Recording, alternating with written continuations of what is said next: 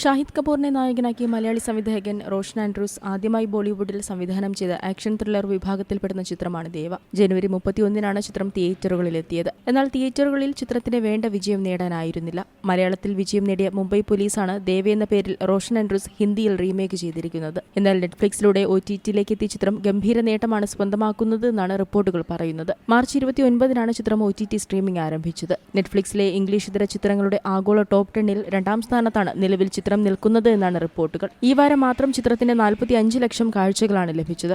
2 ആഴ്ചകളായി ചിത്രം നെറ്റ്ഫ്ലിക്സിന്റെ ആഗോള ടോപ്പ് 10-ലുണ്ട്. കൂടാതെ 9 രാജ്യങ്ങളിൽ ട്രെൻഡിംഗ് നമ്പർ 1-ഉമാണ് ചിത്രം. 20 രാജ്യങ്ങളിലെ ടോപ്പ് 10 ലിസ്റ്റിലും ദേവ ഇടം പിടിച്ചിട്ടുണ്ട്. അതേസമയം സമ്മിശ്ര പ്രതികരണങ്ങളാണ് സിനിമയ്ക്ക് OTT-യിലും ലഭിക്കുന്നത്. ഷാഹിദ് കപൂറിന്റെ പ്രകടനത്തിന് മികച്ച പ്രതികരണം ലഭിക്കുന്നുണ്ടെങ്കിലും സിനിമയുടെ തിരക്കഥയ്ക്കും ക്ലൈമാക്സിനും വിമർശനങ്ങൾ ഉയരുന്നുണ്ട്. സിനിമയുടെ ക്ലൈമാക്സ് രംഗങ്ങൾക്ക് വലിയ വിമർശനങ്ങൾ സമൂഹമാധ്യമങ്ങളിൽ നിന്ന് ഉയർന്നിരുന്നു. മലയാളത്തിൽ വിജയം നേടിയ തന്റെ തന്നെ ചിത്രം മുംബൈ പോലീസാണ് ദേവ എന്ന പേരിൽ റോഷൻ ആൻഡ്രൂസ് ഹിന്ദിയിൽ സംവിധാനം ചെയ്തിരിക്കുന്നത്. ബോബി സഞ്ജയ്ക്കൊപ്പം ഹുസൈൻ ദലാൽ, അബ്ബാസ് ദലാൽ, അർഷാദ് സയ്യിദ്, സുമിത് അറോറ എന്നിവർ ചേർന്നാണ് ചിത്രത്തിന്റെ രചന നിർവഹിച്ചിരിക്കുന്നത്. ജെക്സ് ബിജോയാണ് ചിത്രത്തിന്റെ പശ്ചാത്തല സംഗീതം. സി സ്റ്റുഡിയോസും റോയ് കപൂർ ഫിലിംസും ചേർന്ന് നിർമ്മിക്കുന്ന ചിത്രത്തിൽ പൂജ ഹെഗ്ഡെയാണ് നായിക. 80 കോടി ബജറ്റിലൊരുങ്ങിയ സിനിമയ്ക്ക് ആഗോള തലത്തിൽ നിന്ന് 50 കോടിയോളം രൂപ മാത്രമാണ് നേടാനായത്. Entertainment desk, Zee Malayalam news.